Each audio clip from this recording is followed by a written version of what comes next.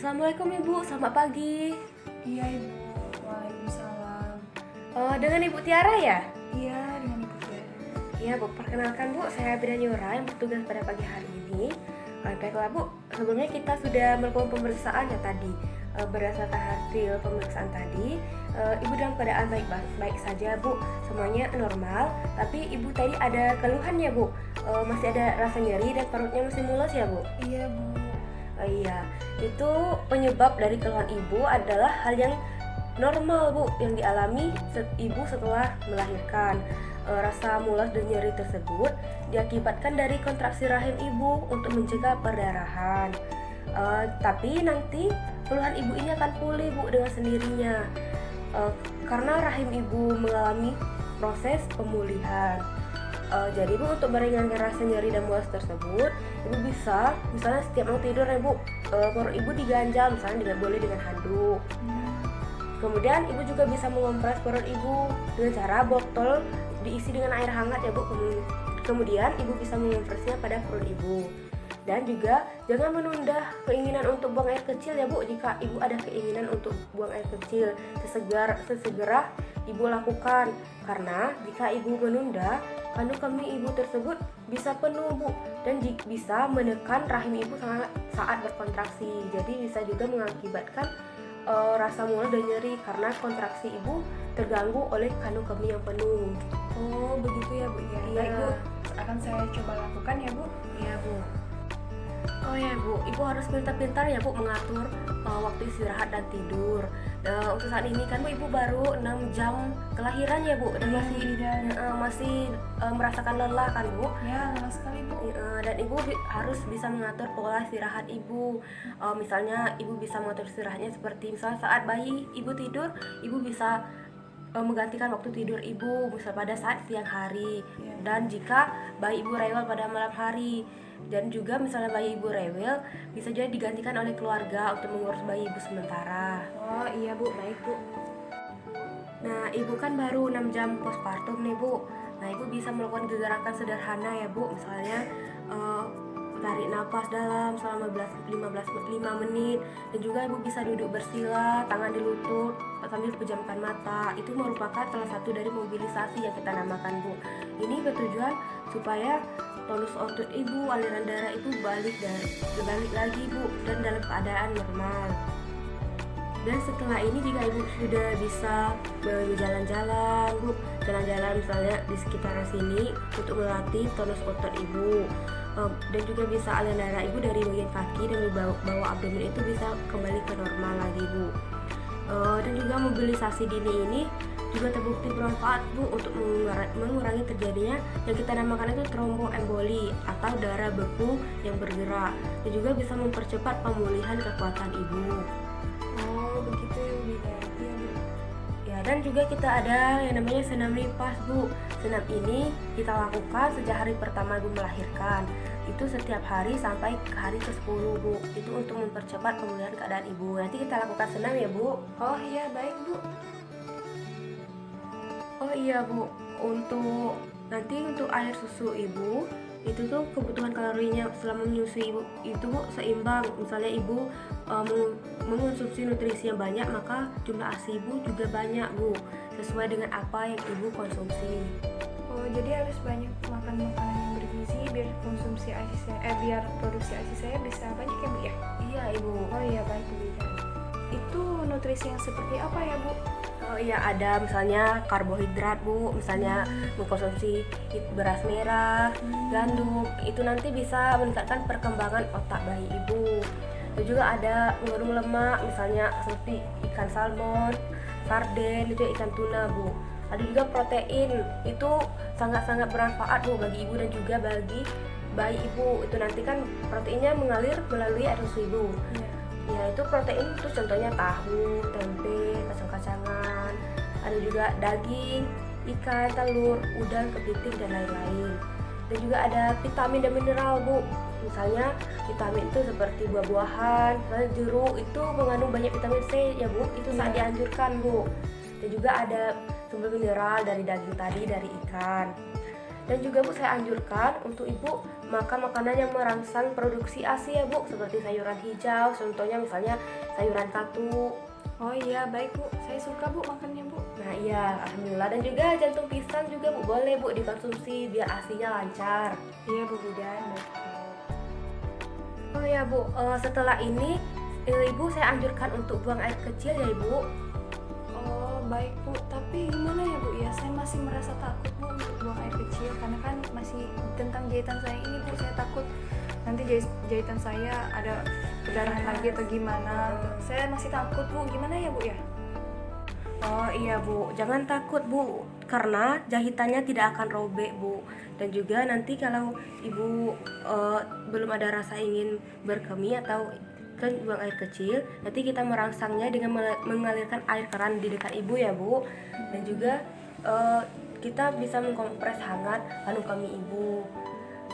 Dan juga Ibu bisa berendam dengan air hangat. Setelah itu baru nanti saya meminta untuk Ibu buang air kecil. Oh iya, baik Bu. Ya Bu, nanti kita lakukan ya Bu setelah ini. Ya, Bu. Ibu untuk sekarang ada keinginan untuk BAB nggak Bu? Untuk saat ini belum ada Bu. Belum ada Bu. Oh ya, nanti apabila Ibu misalnya 3 hari setelah ini mau BAB dan feses Ibu mengeras, saya ini Ibu menganjurkan untuk Ibu banyak minum ya Bu, dan makan makanan yang berserat, misalnya seperti brokoli, jagung, alpukat, kacang-kacangan dan lain-lain. Ini untuk mengatasi biar feses Ibu tidak keras. Oh iya Bu, baik Bu. Oh ya Bu, tadi sudah saya berikan ya Bu vitamin A setelah Ibu selesai bersalin ya Bu. Dan Iya Bu juga Bidan. dan nanti Bu setelah 24 jam saya kasih lagi ya Bu vitamin A nya. Oh iya, baik Bu Bidan. Ya, dan juga nanti saya akan kasih Ibu tablet penambah darah. Itu nanti Ibu konsumsinya 2 kali sehari ya Bu, mulai hari ini sampai 42 hari mendatang ya Bu. Oh iya, baik Bu Bidan. Ya Bu, nanti saya kasih ya. Iya Bu. Oh iya Bu, maaf sebelumnya Bu, untuk masalah kebutuhan seksualnya untuk saat ini saya belum menganjurkan ya Bu untuk Ibu melakukan hubungan intim dulu kepada suami Ibu. Oh iya, baik Bu Bidan. Iya, karena ini masih dalam proses pemulihan, terutama pada luka robekan Ibu. Untuk hubungan intim ini boleh dilakukan setelah luka robekan Ibu itu sembuh, tidak ada terasa nyeri lagi bila ditekan, dan tidak ada darah atau cairan yang keluar dari alat kelamin Ibu. Iya Bu Bidan. Oh iya Bu, terus juga biasanya ini bulan pertama sampai bulan ke-6 Ibu akan mengalami penurunan gairah hubungan seksual Bu, karena ini penurunan estrogen dan lubrikasi vagina yang berkurang. Selain itu, karena masih ada trauma nyeri akibat luka robekan alat kelamin Ibu. Oh iya Bu, baik Bu Bidan. Bu, saya mau nanya nih Bu ya, untuk gimana ya Bu cara merawat luka robekan saya ini Bu? Saya nggak tahu Bu, nanti salah, takutnya salah gitu Bu. Nah iya Bu, kebetulan Ibu mengalami robekan jalan lahir ya Bu? Iya Bu Bidan. Iya, maka dari itu jalan lahir Ibu atau alat kelamin Ibu perlu dirawat agar tidak terkena infeksi. Baiklah Bu, Ibu sering-sering ya Bu bersihkan vagina atau alat kelamin Ibu setelah BAK atau BAB. Itu menggunakan air hangat Ibu. Iya Bu Bidan. Iya. Kemudian Ibu mengeringkan area kelamin Ibu itu menggunakan tisu atau kain yang bersih. Dan juga Ibu kan sekarang masih pakai pembalut nih. Ganti pembalutnya itu setiap 4-6 jam. Dan biarkan alat kelamin Ibu itu sembuh dengan sendirinya. Artinya itu jangan terlalu sering mengecek, jangan terlalu sering menyentuh Bu. Nanti takutnya tangan Ibu ada bakterinya, jadi kelamin Ibu itu terinfeksi Bu. Dan juga itu tadi Bu, jangan takut untuk BAB atau BAK, karena jahitannya itu tidak akan robek Bu. Namun Ibu minumlah yang banyak ya Bu, dan juga konsumsi buah-buahan dan sayuran segar, nanti untuk memudahkan Ibu dan melancarkan BAB dan BAK. Oh iya, baik Bu Bidan. Terima kasih Bu. Ibu, saya menganjurkan untuk Ibu memberikan ASI eksklusif ya Bu kepada bayinya. Iya. Ya, ASI eksklusif itu ASI yang diberikan selama 6 bulan Bu. Jangan Ibu kasih kepada bayi Ibu makanan pendamping ASI dulu ya Bu, sampai umur bayinya 6 bulan. Karena sistem pencernaan bayi atau bayi baru lahir belum bisa mencerna makanan tambahan selain ASI. Dan ibu juga sering-sering ya bu kasih ASI ke bayinya, lihat kondisi bayinya bagaimana, misalnya kondisinya itu seperti apa, dikasih. Dan juga misalnya bayinya sudah lama nih tidur, bangunkan ya bu, jangan tidak dibangunkan, nanti bayinya kelaparan bu, dan segera kasih ASI ke bayinya. Dan juga hal tersebut juga bisa merangsang keluarnya ASI ibu, biar ASInya banyak dan lancar.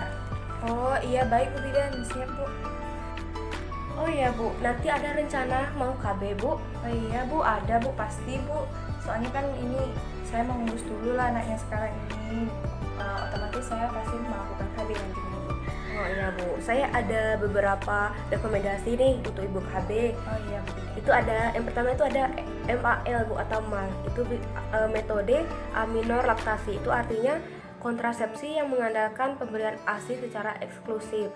Artinya bayi hanya diberikan ASI tanpa tambahan makanan atau minuman apapun lainnya bu, hingga usia 6 bulan. Dan juga ada metode kondom atau barrier. Itu penggunaan selubung atau sarung karet untuk menghalangi sperma masuk ke dalam rahim. Itu nantinya dipakai oleh suami ibu. Ini kondom dapat digunakan kapanpun bu, atau sebagai KB pasca persalinan. Sementara bila kontrasepsi lainnya harus ditunda bu. Oh iya. Kemudian ada ini bu, kontrasepsi pil yang mengandung hormon. Dan jika ibu memilih kontrasepsi ini dan ibu dalam keadaan menyusui, sebaiknya pil yang mengandung hormon progesteron saja bu, supaya tidak mengganggu produksi ASI. Dan juga ada kontrasepsi suntikan bu, atau kontrasepsi hormonal. Ini ada suntik 3 bulan dan ada suntik 1 bulan. Dan juga sama seperti pil tadi bu, jika ibu dalam keadaan menyusui, sebaiknya ibu memilih kontrasepsi yang mengandung hormon progesteron. Serta ada juga implan bu. Implan ini di bawah kulit. Ini dipasang sesegera mungkin pada saat ibu setelah proses persalinan bu. Dan juga ada AKDR, ini alat kontrasepsi dalam rahim. Kira-kira nanti ibu mau kontrasepsi yang mana ibu? Rencananya Bu, saya mau memilih kontrasepsi pil Bu. Oh iya baik juga bu. Nanti saya menganjurkan untuk yang memilih yang mengandung hormon progesteron saja ya bu, supaya tidak mengganggu produksi ASI yang diberikan pada bayi ibu. Oh iya baik Bu Bidan, siap Bu. Oh iya, baiklah ibu jaga kesehatan terus ya bu. Pola istirahatnya dijaga supaya kondisi ibu stabil dan masa pemulihannya juga stabil. Serta ibu juga mengkonsumsi makanan yang bergizi, mengandung nutrisi seperti yang saya jelaskan tadi ya bu.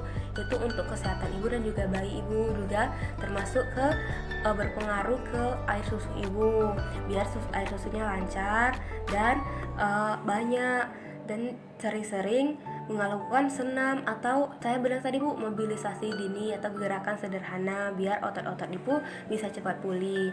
Serta juga ibu jika ada keluhan jangan sungkan-sungkan bu untuk bertanya ke saya, bisa langsung ke klinik, bisa ibu melalui via telepon, untuk biar saya bisa juga datang langsung ke rumah ibu. Iya Bu Bidan. Ya bu, nanti jaga kesehatan ya bu, semoga ibu selalu sehat dan bayinya juga selalu sehat. Amin, terima kasih ya Bu ya. Ya, terima kasih juga ya ibu. Ya.